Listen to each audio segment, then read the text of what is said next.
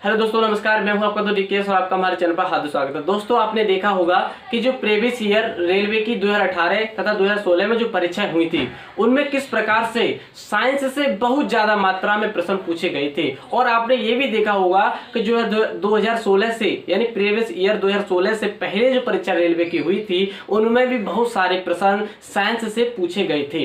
तो आपने यदि दोनों प्रीवियस ईयर परीक्षाओं को देखा है तो आप अच्छे से समझ सकेंगे कि दोस्तों जो एग्जाम कंडक्ट एजेंसियां हैं, उन्होंने किस तरीके से अब जो रेलवे की परीक्षाएं हो रही हैं प्रेजेंट में एग्जाम पैटर्न में कितना बदलाव किया है। आप अच्छे से समझ पाएंगे यदि आपने प्रीवियस ईयर जो पेपर हैं उनको देखा है, क्वेश्चनों को देखा है। तो यदि आप दोस्तों आपने जो प्रीवियस ईयर पेपर को देखा होगा कि उनमें जो प्रश्न पूछे जाते थे बहुत पहले, जो 2016 से पहले जो प्रश्न पूछे जाते हैं साइंस से, वह प्रश्न थे एकदम सीधे सीधे। यानी यदि कोई परीक्षा हो जाए तो उसके यदि प्रीवियस ईयर जो पेपर को आपने रट लिया है या फिर 2-4 प्रैक्टिस सेट को भी रट लिया है तो उसी से लगभग प्रश्न परीक्षाओं में आ जाते थे। लेकिन अब जो परीक्षाएं हो रही हैं प्रेजेंट में, जो रेलवे कंडक्ट एजेंसियां हैं वह किस पैटर्न पर करा रही हैं, उन्होंने थोड़ा सा पैटर्न को चेंज कर दिया है। और आप उसने क्या चेंज किया है यह आप भली बात से समझ सकते हैं। कैसे समझोगे? क्योंकि जो 2016 से पहले जो परीक्षाएं हुई थी उनको पेपरों को देख सकते हैं आप, किस प्रकार से क्वेश्चन आते थे। अब जो प्रश्न आ रहे हैं दोस्तों प्रेजेंट में, वह प्रश्न जो एजेंसियां बना रही हैं वह बनाती हैं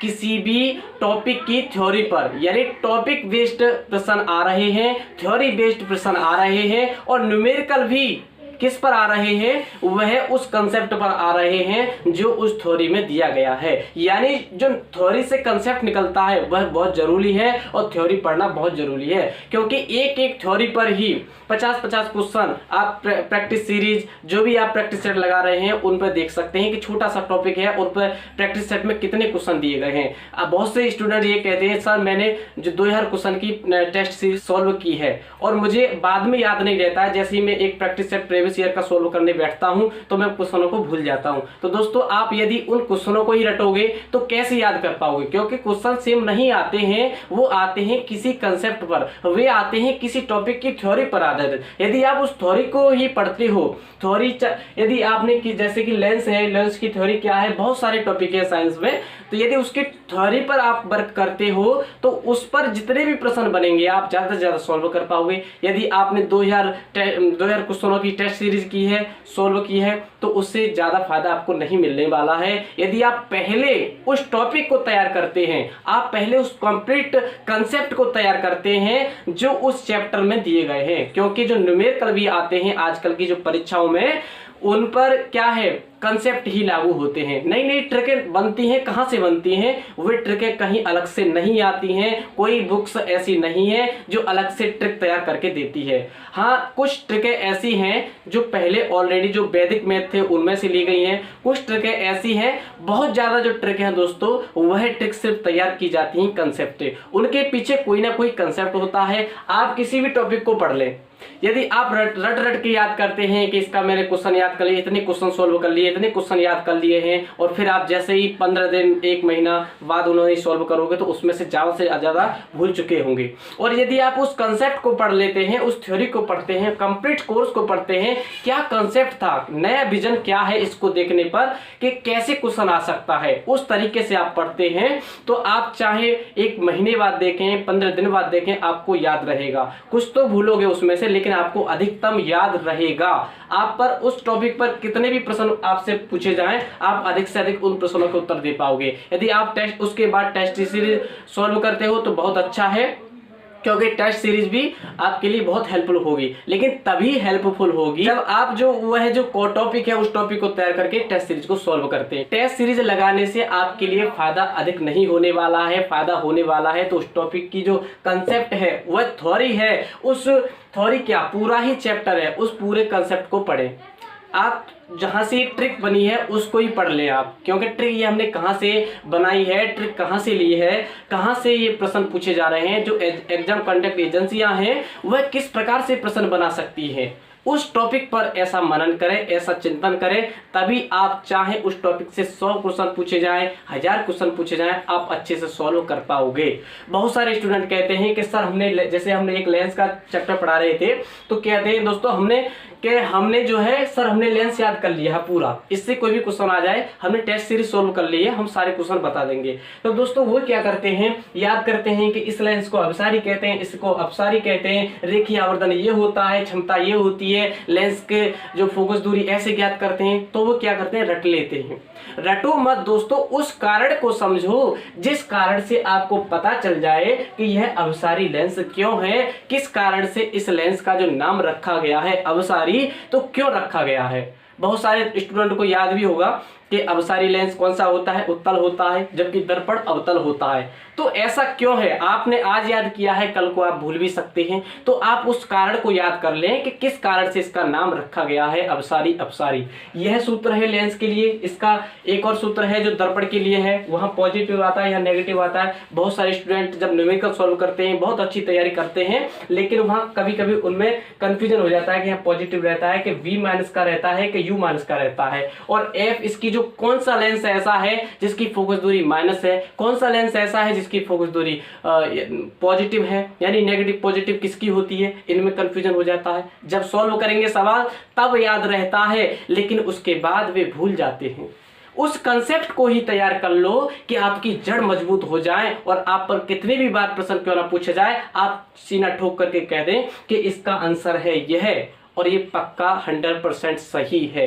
क्यों सही है, क्योंकि आपके पास उस टॉपिक का कंसेप्ट है, आपको याद है कि इसकी जो फोकस दूरी है या कुछ भी है, इस कारण से यह होता है। यदि आप रट करके याद करोगे तो ऐसा शायद ही आप याद रख पाओगे, जल्दी भूल सकते हैं। और आप उस कंसेप्ट को याद करोगे, जैसे कि मैं मानता हूं कि पहला जो लेंस है दोस्तों, अभिसारी लेंस कौन सा होता है, क्या अभिसारी लेंस कौन से होते हैं। अभिसारी लेंस के बारे में मैं बात करता हूं दोस्तों, मैं बात करता हूं अभिसारी लेंस कौन से होते हैं। क्या बात करता हूं, मैं कहता हूं कि अभिसारी जो लेंस है वह कौन सा होता है। तो आपको याद होगा दोस्तों कि जो अभिसारी लेंस होता है वह उत्तल लेंस होता है, जबकि अभिसारी जो दर्पण होता है वह अवतल दर्पण होता है। क्या होता है, अवतल दर्पण होता है। तो किस कारण से उत्तल लेंस होता है, किस कारण से अवतल दर्पण होता है, किस कारण से इस दर्पण को अभिसारी कहा जाता है, कौन सा कारण है इसको यानी उत्तल लेंस को अभिसारी कहा जाता है। तो उस कारण को देखो दोस्तों, उस टॉपिक पर थोड़ा सा आप 1000 बार क्वेश्चन को याद करोगे फिर भी आप भूलने का चांस रहता है, लेकिन आप 2 से 4-5 बार ही आप इस टॉपिक को पढ़ लें। बड़े एक बार में तैयार, एक बार में हो जाएगा। पहले एक बार पढ़ लें और 2-4 बार इसका रिवीजन कर लें। आप इस टॉपिक को एक बार पढ़ने के बाद ही 2-4 बार यदि रिवीजन कर लोगे तो आपके लिए लगभग हमेशा के लिए याद हो जाएगा, और वह कारण भी याद रहेगा कि किस कारण से होता है। आपको अपने अंदर से विश्वास हो जाएगा, आत्मविश्वास रहेगा। दोस्तों, परीक्षा में पास होने के लिए अपने अंदर आत्मविश्वास होना बहुत जरूरी है। क्यों जरूरी है, यहीं से आत्मविश्वास आएगा। कहां से आएगा आत्मविश्वास, यदि हम किसी टॉपिक को कॉन्सेप्ट के साथ तैयार करते हैं और हमें अपने पर विश्वास है कि इसका इस कारण के साथ होता है। नहीं तो यदि ऐसे याद रट्टा मार के याद करते हैं तो उसमें बहुत ज्यादा डाउट रहते हैं और डर भी रहता है। डर वहां नहीं रहता जहां आपने खुद से अच्छे तरीके से तैयार किया है। तो दोस्तों, आपसे रिक्वेस्ट है, अब मैं आपको थोड़ा सा समझाता हूँ। क्लास में पूरी चीजें समझाऊंगा कि किस तरीके से क्या होता है। पहले मैं आपको थोड़ा सा परिचित कराता हूँ। ये इसका क्या कारण है कि ये अभिसारी होता है, इसका क्या कारण है कि उत्तल दर्पण जबकि अवतल दर्पण तथा उत्तल लेंस होता है अभिसारी। क्या कारण है कि जो दूसरे हैं उन्हें अपसारी कहा गया है। क्या कारण है कि यहाँ नेगेटिव लिया गया है। क्या कारण है कि उत्तल लेंस तथा अवतल लेंस की फोकस दूरी पॉजिटिव नेगेटिव होती है। क्या कारण है कि रेखीय आवर्धन इनका नेगेटिव पॉजिटिव आता है, तो उसकी जो वैल्यूज होती है उसके अनुसार हम पहचान सकते हैं कि वस्तु का प्रतिबिंब कैसा है, उसको देखकर ही बता सकते हैं। क्या कारण है, हम देख सकते हैं कि जो फोकस दूरी है यदि पॉजिटिव आ जाए नेगेटिव आ जाए तो वहीं से बता देते हैं हम कि यह लेंस कौन सा है।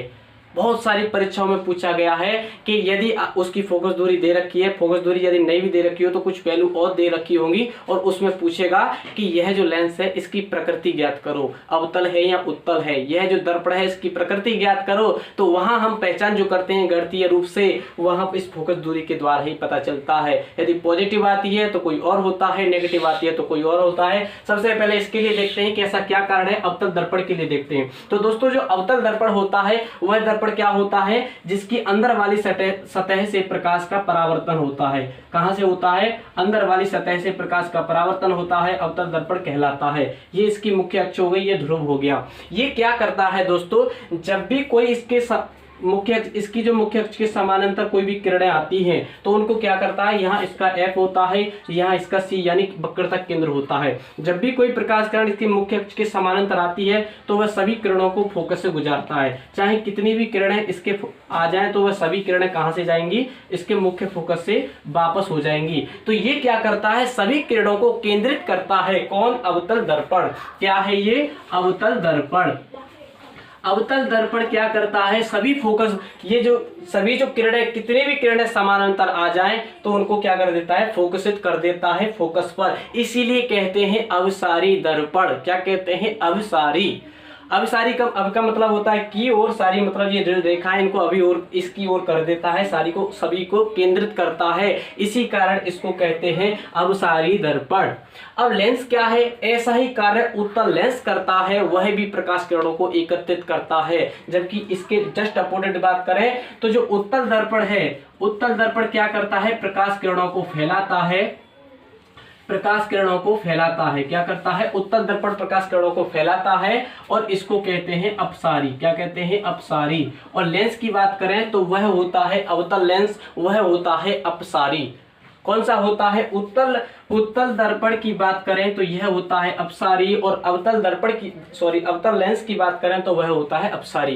क्योंकि जो उत्तल लेंस है वह प्रकाश किरणों को फोकसित करता है, इसलिए अपसारी नाम लिया गया। इनको बहुत अच्छे तरीके से दोस्तों मैं क्लास में आपको पढ़ाया है, आप उस क्लास को देख सकते हैं। और किस प्रकार से इनके प्रयोग क्या है, कहाँ कहाँ प्रयोग करते हैं। लेंस किस पदार्थ का बना होता है, आप जानते हैं कि कांच का बना होता है। वह कांच कौन सा होता है, उसका अपवर्तनांक क्या होता है, अपवर्तनांक भी जानते होंगे। तो दोस्तों ऐसे बहुत सारे टॉपिक हैं जिनको आप बहुत ज़्यादा कंसेप्ट के साथ पढ़ें, तभी आप अच्छे से सॉल्व कर पाएंगे क्वेश्चनों को और परीक्षा में सफलता प्राप्त होगी। तो चलिए दोस्तों, आपसे एक रिक्वेस्ट है, यदि क्लास आपको अच्छी लगी हो तो वीडियो को लाइक व शेयर कर दीजिए। और आपसे जितने भी दोस्त आपके जुड़े हुए हैं दोस्तों, आपसे जितने भी दोस्त आपके जुड़े हुए हों, आपके कोई भी रिलेटिव हो, आप सभी के साथ इस वीडियो को शेयर जरूर कीजिए, ताकि सभी को दोस्तों परीक्षा में हेल्प मिले। क्योंकि जो परीक्षा का जो पैटर्न है दोस्तों, परीक्षा में बहुत बदलाव आया है पहले की अपेक्षा। अब प्रश्न पहले की तरह नहीं पूछे जाते हैं। अब जो प्रश्न है दोस्तों किसी कंसेप्ट, किसी थ्योरी पर ही पूछे जाते हैं। तो आप इस क्लास को ज़्यादा से ज़्यादा शेयर करें दोस्तों, आपसे यही रिक्वेस्ट है। और आप हमारे चैनल को भी सब्सक्राइब कर सकते हैं। चलिए दोस्तों, नमस्कार।